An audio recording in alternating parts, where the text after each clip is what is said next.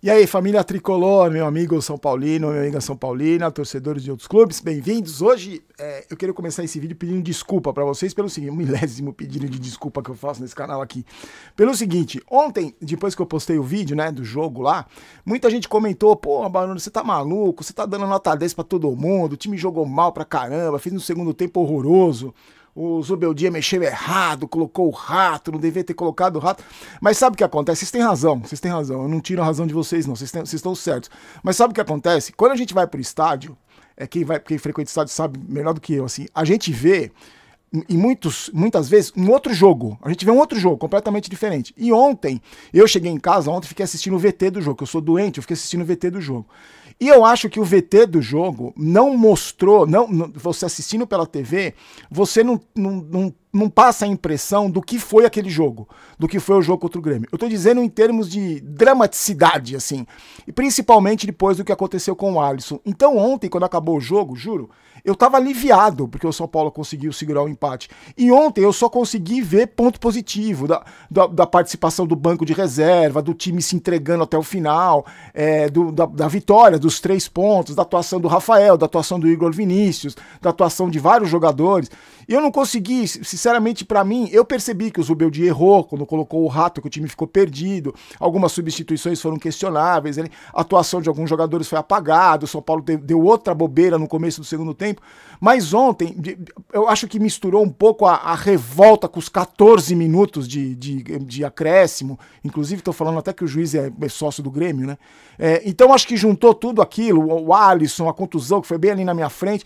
Então eu sinceramente, ontem vi só o lado positivo mesmo. Eu tava comemorando e me sentindo aliviado. E ao mesmo tempo, muito preocupado com o São Paulo, com o que vem pela frente aí. Você viu, teve o sorteio da Copa do Brasil, eu acho que tem muita gente comemorando, já achando que o São Paulo passou de fase, eu discordo, eu acho que não tem jogo fácil, mas a gente vai ter agora as 3 competições com um monte de desfalque. Contra o Juventude mesmo já vai ter um monte de desfalque. Igor Vinícius e o Wellington não jogam porque estão suspensos. A gente tem o Alisson contundido, o Caleri não tem lesão, mas ele pode ser desfalque contra o Juventude. E agora, sem o Alisson nas 3 competições, como é que vai fazer? Não tem um substituto.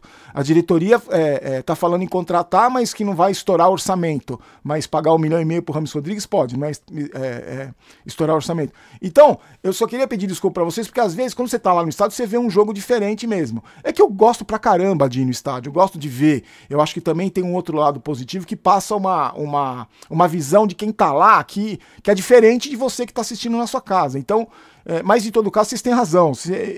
Ontem a crítica, o lado crítico, assim, ficou meio escondido. Eu nem percebi muito na hora, porque eu estava empolgado com a vitória, estava aliviado com a vitória. Então eu quero começar pedindo desculpas para vocês, tá? Porque realmente foi uma análise diferente do que a gente costuma fazer. Eu acho que se eu tivesse aqui no estúdio, a minha análise teria sido diferente. Embora toda a dramaticidade do jogo, né, tenha sido um negócio realmente complicado, foi um jogo dificílimo, né? Bom, pessoal, somos patrocinados pela KTO, vou deixar no primeiro comentário fixado, você já sabe como é que funciona, né? E aí você faz a sua fezinha, vai ter agora jogos importantes, terão jogos importantes no final de semana. O São Paulo, vou passar a rodada para vocês aqui, você pode se divertir com a KTO e daqui a pouco começam os campeonatos internacionais, né? Eu tô acompanhando, os clubes já estão voltando a treinar, eu acompanho vários clubes da Europa que eu curto, e aí a gente pode secar e apostar e se divertir, tá? Faça como eu, se divirta, não é para ganhar dinheiro, não é para ficar rico, é para se divertir e na KTO você sabe que é onde a diversão acontece, tá bom? Olha só, com a rodada de ontem, o São Paulo entrou no G4, né? Tá com 30 pontos em 17 jogos. O Botafogo, que venceu o Palmeiras, também tem 17 jogos. E o Palmeiras com 36 pontos, o Botafogo tem 36 pontos e o Palmeiras 33, os dois com 17 jogos. O Flamengo, que vem logo atrás, 31 pontos, mas tem 16 jogos, tem um jogo a menos. Lembrando que não jogaram na rodada o Flamengo, o Inter, o Fluminense e o Atlético Paranaense. Então, mas estamos no G4, o São Paulo, pelo menos antes de começarem as 3 competições, né, voltar, o São Paulo disputar 3 competições, estamos na parte de cima da tabela e eu acho que merecidamente, mesmo com o time oscilando, eu acho que a gente está merecidamente no topo da tabela. Agora, Zubeldia falou, né? O Zubeldia foi perguntado primeiro sobre por que ele decidiu ficar no São Paulo e não ir para o Equador. Ele disse que a decisão foi tomada 100% ligada aos valores dele, né? Diz que se sente bem no São Paulo, se sente muito querido, sabe que no futebol os resultados são importantes, mas ele foi ganhando experiência na carreira e foi defendendo os clubes e ele tem esses valores, né? Diz que gosta de desafio, que sabe que no São Paulo é pressão, e ele gosta da pressão.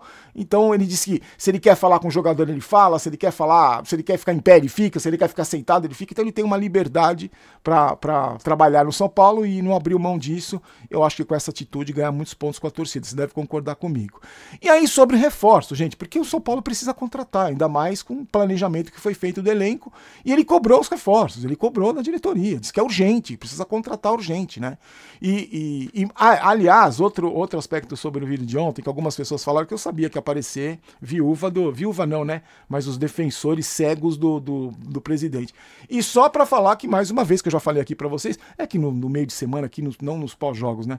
Tem uns amigos mais próximos aqui. Não tem nada pessoal, até porque não me interessa a vida, não me interessa o lado pessoal de Casares, Belmonte, Rui Costa, Zubeldia, cara, não me interessa o lado pessoal desses caras.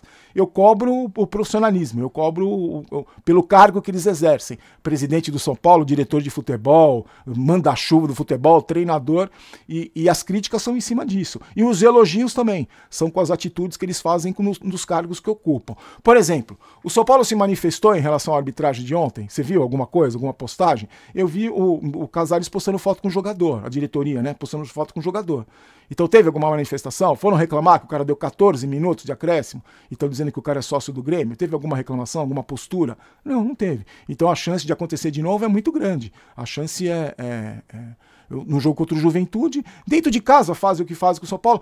E só para dar um exemplo, ontem o Palmeiras perdeu do Botafogo, né? Eu não assisti o jogo, porque eu estava acompanhando lá, gravando vídeo.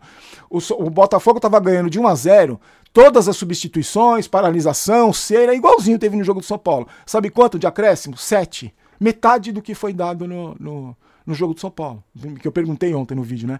Se fosse nem usei o Newton Santos como exemplo. Usei o Maracanã no Flamengo, a Neoquímica Arena e o Allianz Parque. No próprio Engenhão, deram 7 minutos, que teve tudo. Também cera, os jogadores do Botafogo seguraram o jogo, porque estavam ganhando, um jogo difícil, normal. O juiz deu 7 de acréscimo, que eu acho um tempo justo. Dependendo quando tem todas as substituições, um jogo assim, 7 minutos eu acho que é um tempo justo. Agora, 14, e o São Paulo não fez todas as substituições, hein? 14 minutos de acréscimo, você tá de brincadeira, né? E aí, a urgência aumenta ainda, porque a gente pode perder o Wellington, né, já no meio do ano, de graça, né, aí seria direitos econômicos e uma mixaria que o São Paulo ia ganhar. O Juan, que eu também acho que não vai fazer falta. Agora, o Alisson tá fora, Pablo Maia tá fora. Então a gente não tem jogadores para suprir, não tem com as características do Alisson, por exemplo, não tem. O Zubeldia vai ter que improvisar. Ele falou, vou ter que improvisar jogador. Não tem nenhum jogador com essas características, né? E pro próximo jogo tem o Igor e o Wellington suspensos. E o Caleri, que sentiu a coxa, não foi detectada nenhuma lesão, mas ele pode ser dúvida, ele vai ter que poupar o cara, né? Se ele tá com desconforto muscular, cansaço muscular, a chance de estourar o Caleri, aí né, você perde os pilares do time, só falta o Rafael, porque você vai perdendo os pilares do time. O Alisson é o jogador mais regular do São Paulo na temporada, o mais regular. Não é craque, não é gênio, mas você sabe a importância do Alisson. E você viu o que aconteceu com o time quando ele saiu, né? O time ficou completamente perdido. E o Alisson, infelizmente, aquilo que a gente conversou, né? Fratura do tornozelo, publicou imagem nas redes sociais, que vai voltar mais forte, agradeceu o apoio, foi operado, já fez cirurgia, e o São Paulo não divulga prazo de recuperação, mas esquece a temporada 2024 para o Alisson, só volta no ano que vem. Agora, torcer para a recuperação dele ser legal, né? Ele voltar, como ele disse, mais forte, mas a gente já imaginava, gente. Do jeito que ele caiu ali, que eu falei para vocês no vídeo, que impactou todo mundo lá que estava no estádio, os próprios jogadores do Grêmio, depois eu fui ver com calma, os jogadores do Grêmio ficaram em choque ali, porque acho que se conhece, o Alisson jogou no Grêmio, né? Então, não tem prazo, infelizmente perdemos se não é o melhor jogador de São Paulo, mais badalado, mas é com certeza um dos mais importantes. Só volta no ano que vem. Quero ver como é que o Zubeldia vai fazer, vai ter que quebrar a cabeça para contratar, para substituir o Alisson. E sobre as contratações, o Casares deu uma entrevista hoje para a ESPN, eu confesso que eu só vi uns pedacinhos bem curtos, e depois eu vou assistir com calma, até porque eles devem estar produzindo direitinho a entrevista. Ele fala aquele jeito, né? Fica enaltecendo o próprio trabalho e dando aquelas respostas vagas. Ele falou, o São Paulo não vai fazer loucura para trazer jogador. Tá, o Rames Rodrigues não foi loucura, pagar 1,5 milhão no cara e o cara não jogar. Aliás, aquilo que eu perguntei para vocês, né? O São Paulo tá com esse monte de desfalque, com um monte de posição carente e tem um jogador melhor da Copa América que ganha 1 milhão por mês. O São Paulo deve 11 milhões para ele e ninguém sabe o que vai acontecer. O Casares falou que é uma decisão técnica, o Zubeldia mandou perguntar pro presidente o que fazer com o Rames Rodrigues. A gente está aí com esse mico. Ah, mas não pode estourar o orçamento. Contratar o Rames Rodrigues pode. Então você vê, é muita incoerência.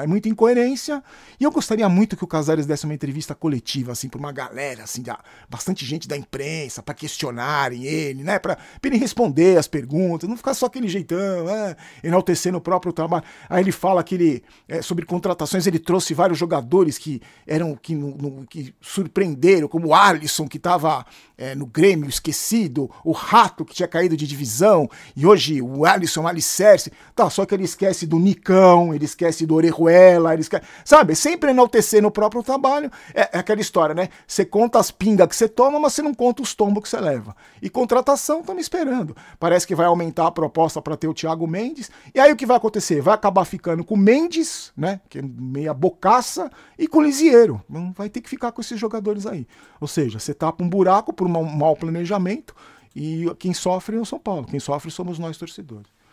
E hoje, gente, teve o sorteio da Copa do Brasil, a gente fez lá no QG Tricolor, os meninos comemoraram como se fosse um título. Eu falei, ó, eu não vou comemorar nada pra mim não tem jogo fácil, Copa do Brasil mata-mata. Aquilo que eu sempre falo, né?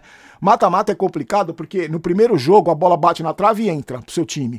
No segundo jogo ela bate na trave e sai. Então não dá pra cravar que o São Paulo vai se classificar. Eu vou falar os confrontos e aí já com o mando de campo. Primeiro, por exemplo, Flamengo e Palmeiras. Um jogão, o Flamengo joga primeiro em casa, o Palmeiras decide no Allianz Parque. Atlético Goianiense e Vasco, Atlético Paranaense e Red Bull Bragantino, o São Paulo e o Goiás, CRB e Atlético Mineiro, Botafogo e Bahia, Corinthians e Grêmio, Fluminense e Juventude. Os jogos acontecem entre os dias 31 de julho e 7 de agosto, segundo a própria CBF, e aí a gente vai ter aí confrontos importantes, e o São Paulo pega o Goiás, 2 times só da Série B, né, CRB e o Goiás, o São Paulo pegou um deles. Eu acho que podia ser muito pior, claro que podia ser muito pior, porque como não tinha pote, você podia enfrentar qualquer adversário, o Palmeiras vai pegar o Flamengo, sabe, tem Botafogo, tem o próprio Corinthians, Grêmio, são adversários complicados, de tradição. Então, eu acho que podia ter sido muito pior, mas eu não cravo o São Paulo classificado, não. Acho que vai ter que jogar, agora com esse monte de desfalque. O Zubeldia vai ter que reorganizar o time, e sem tempo para treinar, porque agora voltam as 3 competições. Então, mas eu acredito no São Paulo, lógico que eu acredito. O Goiás entrou na terceira fase, né, da Copa do Brasil, pegou o Cuiabá. Aí venceu o primeiro jogo em casa por 1-0 e perdeu o segundo jogo na Arena Pantanal por 1-0. Passou nos pênaltis 3-1. O São Paulo também entrou na terceira fase e pegou o Águia de Marabá, lembra? Ganhou de 3-1 lá. Lembrando que o Águia de Marabá saiu na frente, teve um jogador expulso no primeiro tempo, o Juan fez 2 gols, o São Paulo ganhou de 3-1. E no segundo jogo, jogou com reservas, ganhou por 2-0, se classificou. O Goiás está na Série B. Deixa eu passar para vocês rapidinho a campanha do Goiás na Série B. Ó. 9º lugar, tem 21 pontos em 15 jogos, 6 vitórias, 3 empates e 6 derrotas. Fez 20 gols, sofreu 14, um saldo de 6, um aproveitamento de 46%. Só para você saber, o líder da Série A, da Série B, o Santos, tem 28 pontos. O CRB, que também está na Série B, está um pouco mais abaixo. Tem 19 pontos em 14 jogos, mas a gente vai falar muito mais do Goiás, a gente vai analisar os principais pontos fortes, pontos fracos do Goiás. E lembrando, ó, só a presença nas oitavas já garante 3.465.000 para cada clube. Se passar de fase, ganha mais 4.515.000. Então a premiação é sensacional, é um dinheiro que o São Paulo precisa desesperadamente. Outro que eu esqueci de falar no começo do vídeo, eu sempre peço para vocês deixarem os comentários, para a gente fazer o comentando comentários. Como hoje eu queria falar do Alisson e da coletiva do Zubeldia, se eu faço o comentando comentários, o vídeo ia durar até domingo. Então amanhã, na hora do almoço, a gente faz só o comentando comentários, tá? E eu vou ver se vai ter alguma coisa aí da entrevista do Casares pra gente falar, pra ver se tem alguma novidade importante aí, se ele falou alguma coisa que sirva pra gente aproveitar aqui, o que eu duvido, mas eu falo pra vocês no vídeo de amanhã às 2 da tarde, inclusive vou gravar até mais cedo, aí à noite a gente faz com o vídeo com as informações, porque agora temos que estar de olho nas contratações, né? Porque o São Paulo precisa contratar, porque estamos com o elenco completamente desfalcado pelo mau planejamento, e agora vamos esperar as contratações. Precisa de lateral esquerdo, de um zagueiro agora, né? E meio campo, precisa de meio campista, porque eu acho que Lisiero e Mendes não são a solução, não são a solução. Não sei o que você pensa, mas você deve concordar comigo que o São Paulo precisa de reforços. Bom, meus amigos, e para encerrar, o recadinho da Golcase para vocês, ó, a Golcase, não esquece, tá com um monte de promoção legal, um monte de produto baixou o preço.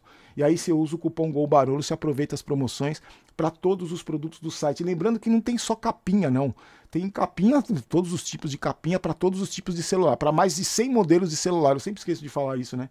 Para mais de 100 modelos de celular. E também tem mochila, tem bolsa, tem a bolsa para você carregar notebook, tem um monte de coisa legal. Você confere no site, está no primeiro link da descrição. E aí você aproveita sempre o cupom GOLBAROLO, que aí você não paga frete, você tem um monte de benefício, tá? É um presente que a gente dá para os amigos do canal aqui, tá bom? Meus queridos, muito obrigado. Ó, daqui a pouco tem QG Tricolor, eu não vou conseguir participar porque eu tenho que trabalhar. Era um trabalho que eu tinha que ter feito ontem, mas eu fui pro estádio, né? Dei um golpe, mas hoje não vai dar, eu vou ter que fazer, vou ter que trabalhar. Então, mas prestigiem os meninos lá no QG, eles vão falar bastante sobre o sorteio da Copa do Brasil e também sobre o que aconteceu ontem, Alisson, reforços, tem bastante informação lá para vocês, tá? Tá no canal do Teclas, do Drex, do Acervo, do Jova, e aí você confere lá, tá bom? Então, ó, meus queridos, espero vocês amanhã. Amanhã a gente volta na hora do almoço comentando comentários, tá bom? Uma ótima noite, fiquem com Deus.